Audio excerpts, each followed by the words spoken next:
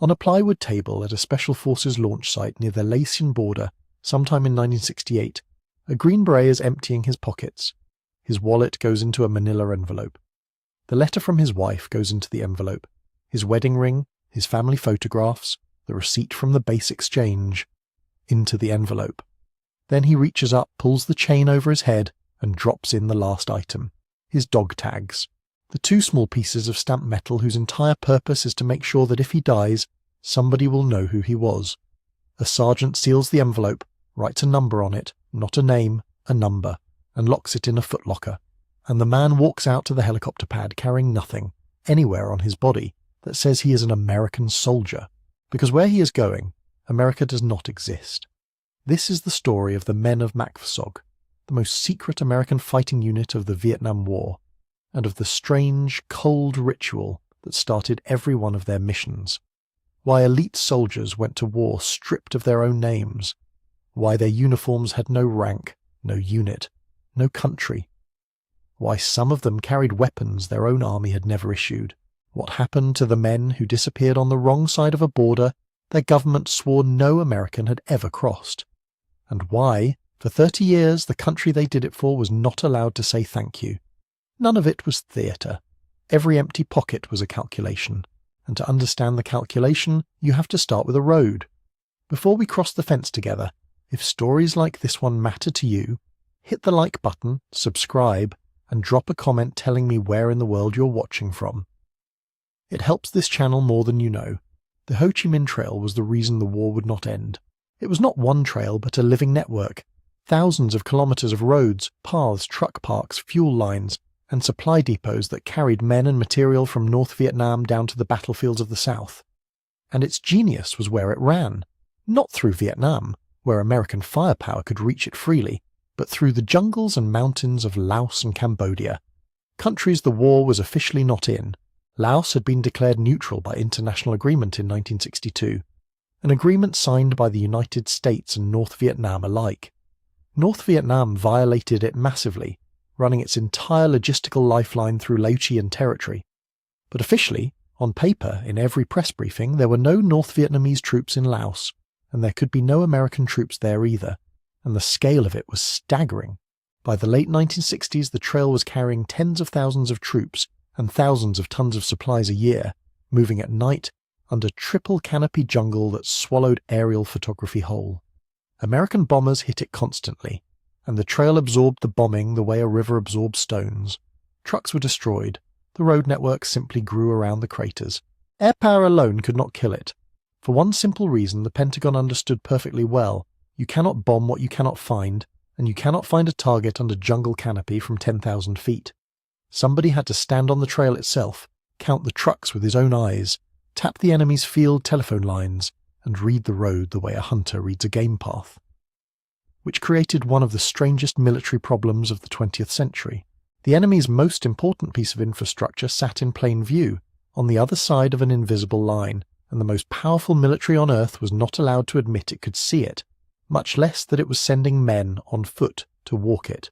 Washington's answer was created in January 1964, and it hid behind one of the most boring names ever printed on a military document: the Military Assistance Command, Vietnam, Studies and Observations Group, MACV-SOG. It sounded like a committee that wrote reports about crop yields. That was the point. The name was the first layer of camouflage, chosen precisely so that no one reading an organizational chart would look twice at it. What the Studies and Observations Group actually did was run America's covert war, reconnaissance teams inserted by helicopter across the border, across the fence, as the men called it, into Laos and Cambodia, to find the trail, watch it, map it, wiretap it, mine it, and call airstrikes down on it.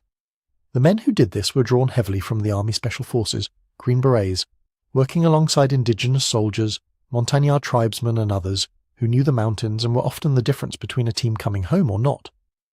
They operated in small reconnaissance teams, many of them named after American states: RT Idaho, RT California, RT Alabama. A typical team might be 3 Americans and 6 to 9 indigenous fighters. Their job was to move silently through some of the most heavily patrolled jungle on the planet, in areas where the enemy was not an occasional presence but the landlord. And before every mission, there was the envelope The protocol was called Going In Sterile, and it was exactly what it sounds like. No dog tags, no rank insignia, no unit patches, no jump wings, uniforms stripped of every label, sometimes uniforms that were not American at all. No letters, no photographs, no ticket stubs, no American coins. In the early years, teams often carried weapons chosen because they could not be traced to the United States. The 9mm Swedish K submachine gun became a SOG signature precisely because it was foreign-made and deniable. Even the food could be sanitized, rations without American packaging.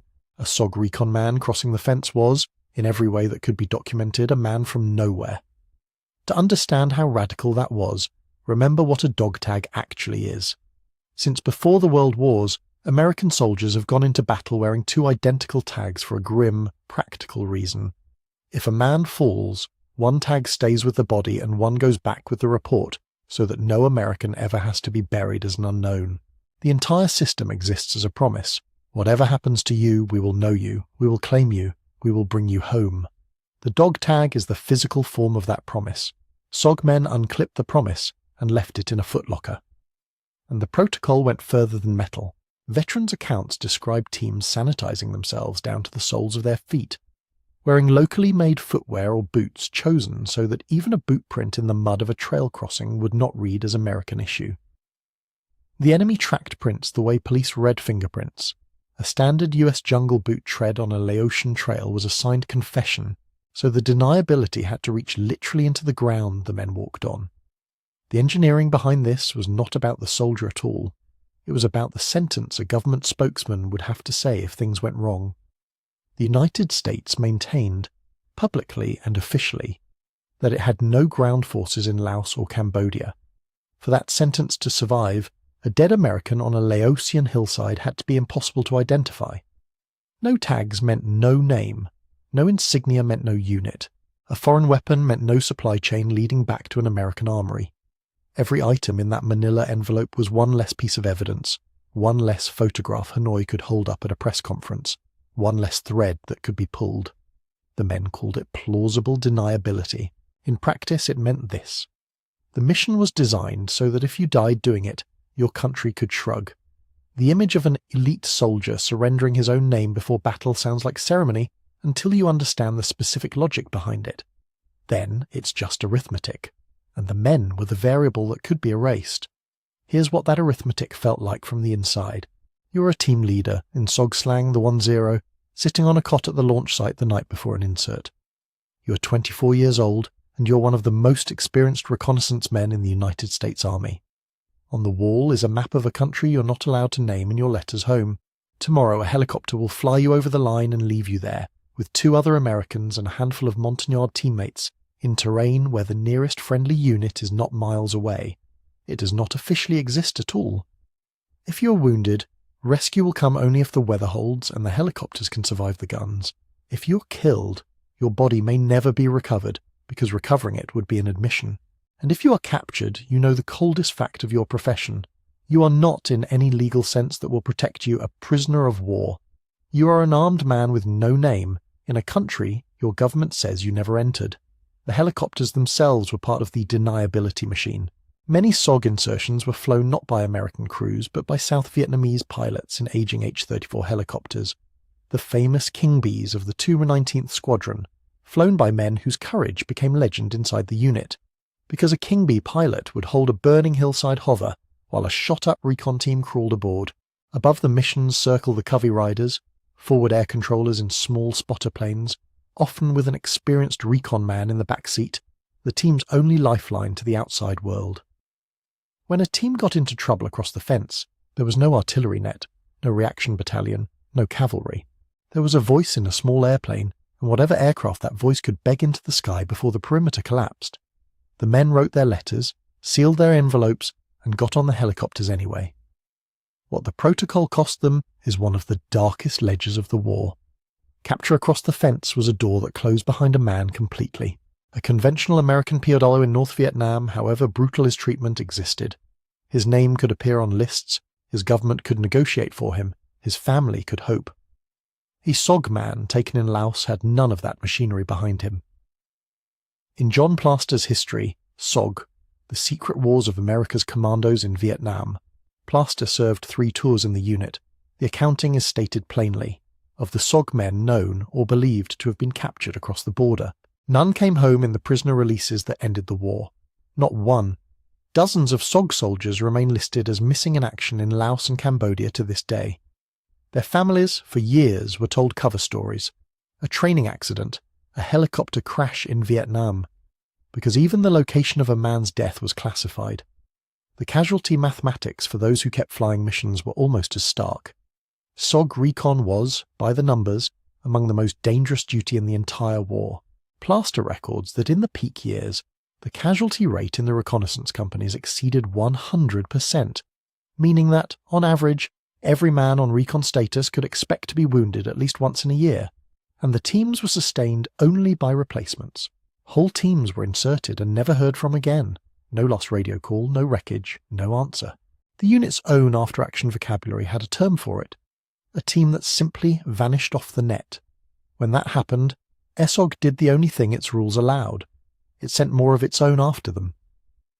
The recovery missions ran under the code name Bright Light. Volunteer teams inserted into the same hostile ground, sometimes within hours, to search for a missing team, a downed pilot, or a man last seen alive in enemy hands. Bright light duty was considered the most dangerous assignment in a unit whose ordinary assignments were already statistically unsurvivable, because a bright light team was, by definition, landing where something had just gone fatally wrong. Men pulled it anyway, tour after tour, for a reason every soldier will recognize instantly. The promise the dog tags could no longer make. We will come for you. The men made to each other instead, and yet the same ledger records what those men did with the odds. Consider Robert Howard, a SOG legend by any measure, wounded 14 times across 54 months of combat duty, nominated for the Medal of Honor 3 separate times for 3 separate actions, and finally awarded it for a mission across the fence in December 1968, when, already wounded, he crawled through gunfire to rescue a fellow soldier during a mission gone catastrophically wrong. Howard is frequently described as one of the most decorated American soldiers of the entire Vietnam era. He spent much of that time as a man whose battlefield officially did not exist. The citations had to be written carefully, scrubbed of geography, because the truth of where he earned them was a state secret. That was the deepest strangeness of SOG service. The more extraordinary the act, the less anyone could be told. These men fought a war under a vow of silence, signed non-disclosure oaths, missions they could not describe to their wives, decorations pinned in closed rooms. The unit that asked everything of them could not even give them the ordinary currency of soldiering. A story you're allowed to tell. It stayed that way for a generation. The missions were classified long after the war ended. The records stayed sealed through the 1970s and 80s. Veterans of the unit spent decades unable to prove, even to the Veterans Administration, exactly what they had done and where. Only in the 1990s, as documents were declassified and Plaster and others began publishing the unit's history, did the full picture surface. And in April 2001, more than a quarter century after the last team came out of the jungle, the United States government finally did in public what it could never do during the war. MACV-SOG was awarded the Presidential Unit Citation, the nation's highest recognition for a military unit, for extraordinary heroism in operations it had denied for 30 years. The country that had taken their names finally gave them back. So the next time you picture the Vietnam War, the draft cards, the fire bases, the nightly news body counts, hold one more image beside it. A plywood table near the Laotian border, a manila envelope with a number instead of a name, a soldier lifting the chain from around his neck, handing over the 2 small pieces of metal that said who he was, and walking to a helicopter as no one, on behalf of a country that would not be able to admit it sent him. The dog tag exists so that a soldier can never be anonymous. These men volunteered to be anonymous, completely in advance, and went anyway. That is a kind of courage the medals barely have language for. If you served with SOG or supported the launch sites, the Covey riders, the King Bee and helicopter crews who went across the fence to bring those teams home, or if your family waited through the years of cover stories, that history belongs in the record now. It was locked away for 30 years. Leave what you know in the comments because the declassified files tell only part of it. The rest lives with the men and their families. If this file was worth your time, leave a like. It pushes this story in front of more people who should hear it. Share this video because a war this country fought in total silence deserves to be heard about at least once. And subscribe for more of the files they didn't put in the textbooks. To the men who handed over their names and to the ones whose names are still waiting on a hillside in Laos, this one was for you.